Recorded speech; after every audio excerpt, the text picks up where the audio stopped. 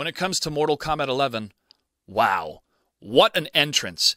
The reveal event showcased the gameplay right off the bat, giving the people what they wanted, and also followed the cardinal rule of entertainment: always leave them wanting more. A nice change of pace amidst the flurry and whirlwind of bad game launches and bad PR from other AAA developers. Good news! And we are all very excited for the Kombat Kast, along with the beta at the end of March and the release on April 23rd. Yes, I am biased. I was the host of the show, and I hope to be involved with Mortal Kombat 11 as much as I can. However, if we take a step back and look at this campaign, I think it's one that we can study and see this is a really good approach on how to showcase your game and build momentum into the release. And that the game, hopefully, is going to be done by the time it hits its release date. I'm very confident that NetherRealm will hit its target. So, first of all, Ronda Rousey was great to work with. Behind the scenes, she was very pleasant, worked with all of us very well, took good notes, and we had a lot of fun on that stage. And that was very genuine.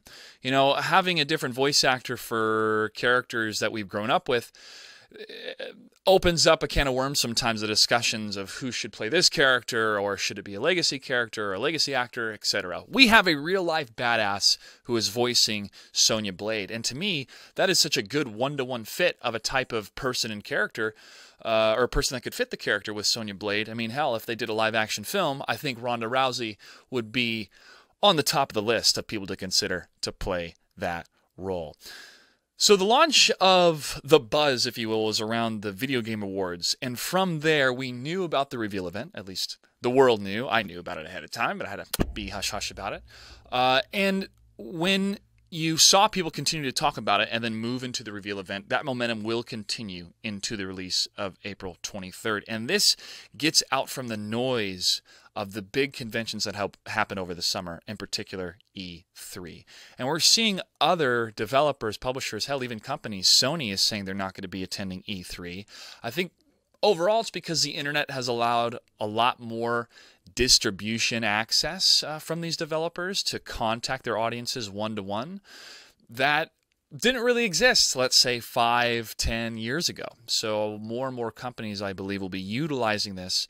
However, I still feel there will be the conventions and the trade shows, especially as they're linked to esports tournaments or bigger type of events that physically you need to be there. You should be there. It's a social event, and we'll still continue to have those at these different conventions. So the torch has been lit as we all count down the days until Mortal Kombat 11 is here, and that momentum is going to carry, as I said, into the beta in March. Thanks to the Kombat Kast, we have the next one coming out on the 30th, or the first one for Mortal Kombat 11 coming out on the 30th, and that'll continue the momentum into the release in April.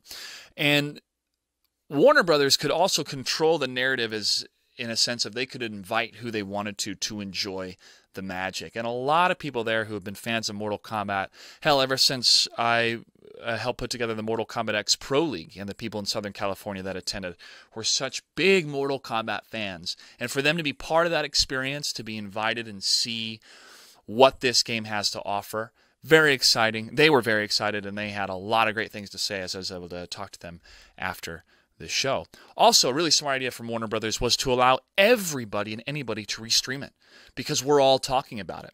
We had 300,000 people live tuning in, I believe was one of the numbers that I had seen. And then count the umpteen millions of people that have posted it on their social websites and on YouTube and have dissected it and have really dived into the gameplay and what that has to offer. And it really is different. Not in a bad way, but when I first played the game, I had rehearsal day I was able to play for a couple hours. Slower, sure, but it's more of the neutral focus. Less of the 50-50 rush-down combos. That is still a lot of fun to play in Mortal Kombat X, and hell, even once I feel kind of not obligated, but inspired to go back and play some MK9. It's a different type of mentality, I feel, that is going to address a lot of the complaints that I heard from players and others, where it becomes such a rush-down 50-50 game and you armor out of it that you know, somebody like Melina, she can just do a combo string and then do a roll, and if she's got 2 bars a meter, it's pretty much safe because she can break out of the combo. Ketchup and Mustard do a lot better job than I could of breaking down the different game mechanics, and we have a lot of people discussing them, even live in some of the VODs that I saw for MK Rio's stream. You should definitely check that out to see what some of these pro players and fans of Mortal Kombat, since the first games came out a long time ago, are saying about the changes. A lot of them are very excited. Again, the complaint I kind of hear the most, or the concern I hear the most, is it's slower and it's more like Injustice than it is Mortal Kombat. No, I do not agree with that sentiment. And yes, the gameplay is going to be different, but we have barely scratched the surface. And what we saw from the pro players was some cool mechanics, definitely seeing the amplification moves, which use the different types of meter. We have now offensive and defensive, along with Fatal Blow. I like this change because in the pro matches, we would hardly see X-rays, which showed off a lot of the cool features of Mortal Kombat and really gave it that panache, that extra layer or that cherry on top, if you will. With Fatal Blows now being activated when you're under 30%, and you can only use them once per game. So if you use it in the first round, you can't use it in the second one, and vice versa. If you save it for the second round, that could be a strategic advantage, or you could try to go for the win, getting that first victory. So I like that mechanic, and I look forward to seeing how players are going to utilize that, along with all the other different Fatal Blows that we haven't even seen yet. And we've only seen a couple characters. Still no idea how many characters are going to be in the game. We're going to see Cabal at Kombat Kast. If you couldn't figure out what that going across the screen was, that was a lot of fun. Tyre Lansdowne's always so great to work with, and the graphics look really good for the Kombat Kast as well. So a lot more information we're going to get peppered across different Kombat Kasts leading into the beta, and we're all going to be playing that beta. The combos, the lengths seem to be shorter, but to me, the impact of seeing somebody do that amount of damage, or at least feel trapped and can't get out of it, still felt like Mortal Kombat. But having that defensive option of spiraling out of the combo, Catch and Mustard talk about that. That's a unique, intriguing feature to me because it uses those 2 bars of meter, which are still adding up on their own. But how often and when can you use it instead of, building it up using your zoning as I do with Melina, just zone, build up 2 bars of meter, and then if I start to get pummeled, boom, I'll just use that and then get back into the fight. A lot of changes, but good changes, up in the air changes. A lot of people, I think, want to get their hands on the game and see how it plays out. But overall, awesome, positive feedback that I've been hearing. The presentation, this game is incredible. I think this is going to be the capstone of this current generation of consoles, because let's be frank, the consoles are what lead the market when it comes to game sales. PC's always going to look the best because of the hardware, and right now PlayStation 4 has been killing it, with Nintendo Switch and Xbox behind. Nintendo Switch, is kind of one of those outliers, but Nintendo Switch is doing very, very well. So as of right now with the hardware, I think the game's going to look the best on the Xbox One when it comes to the consoles for the graphics, but the majority of people are going to be playing on the PlayStation 4 because of the controller. However, with more and more adapters coming out, I could see some potential tournaments or other type of programs utilizing the Xbox One because of that kind of forward graphics thinking and having those adapters for the PlayStation controllers. When it comes to online, no idea about crossplay. We all want it. Unfortunately, not having crossplay is the biggest casualty of the console wars. And that, honestly, is outside of the developers' hands a lot of times. With Fortnite, it came down to Sony being the one to make the decision about Fortnite. And I even had to make a different account when I was still playing Fortnite, an Epic Games account, just so I could play on the other systems. Oh well, we'll see if we can finally get a victory when it comes to crossplay, and Mortal Kombat 11 will be another game that we wish we could have it, but we'll see. I kind of gave this game that Avatar effect. Say what you will about the quality of the story of Avatar, but the graphics and the presentation capstoned the previous decade in 2009 and pushed a lot of the possibilities for films and presenters and graphics into this last decade. However, we've also seen people go, okay, no more 3D, not sure what's going to be the future of 3D, and also with VR and gaming, cool experience, not going to be mainstream. It's going to be mainstream, I think, in usage of the medical field, but not sure yet when it comes to the full-on VR experience for some of these games. Still early on, but I still prefer to have the 4K television right in front of me, limited view, rather than being fully surrounded, because it can be disorienting.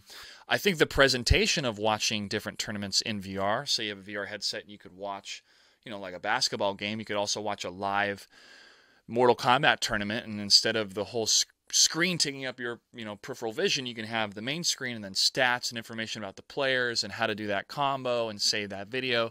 I think the interface would be intriguing to see where VR could go with that, but we'll see. It's still, in a sense, an early technology before it'll become mainstream. The story of Mortal Kombat 11. So what we know, Kronika has been behind the scenes pulling the strings since the very first game, since the very first story, and now Raiden has messed stuff up. He's become Dark Raiden, and she has to step in and take over. I am very excited for this type of narrative, and shout out to Sean Kittleson, the writer for this. He and his team in NetherRealm are going to combine Back to the Future and Mortal Kombat. You're going to have characters that are going to see either their younger or their older selves. I mean, now I think it even showed that Kung Lao sees his older self becoming a revenant. He's like, I can't believe I turned into you. A lot of us could talk to our younger selves or vice versa. Hopefully we'd be proud and impressed. Some of us go, hey, get back in line, do what you need to do. I look forward to see the type of narrative interactions we're going to see with those characters, especially if they can get into some of the heartbreaking moments of this is what you've become. Ooh, I think a lot of us going through our 30s are asking those questions as well.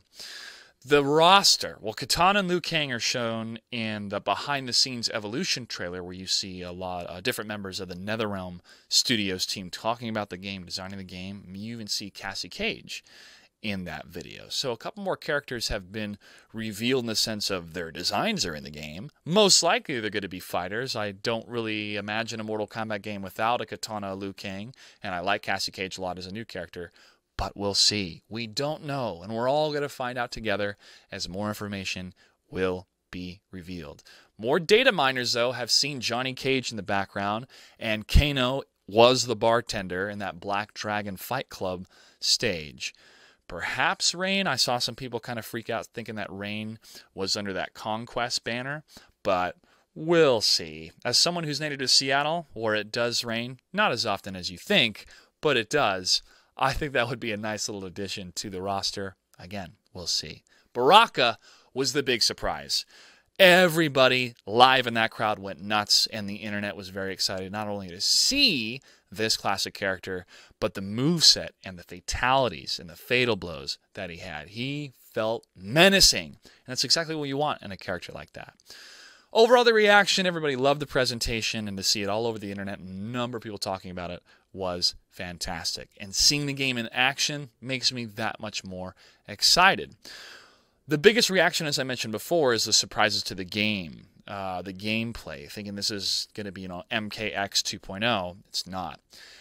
When developers in a studio have seen the monumental successes they've had in their previous titles, it can be a risk. It is a risk if you want to change up the formula.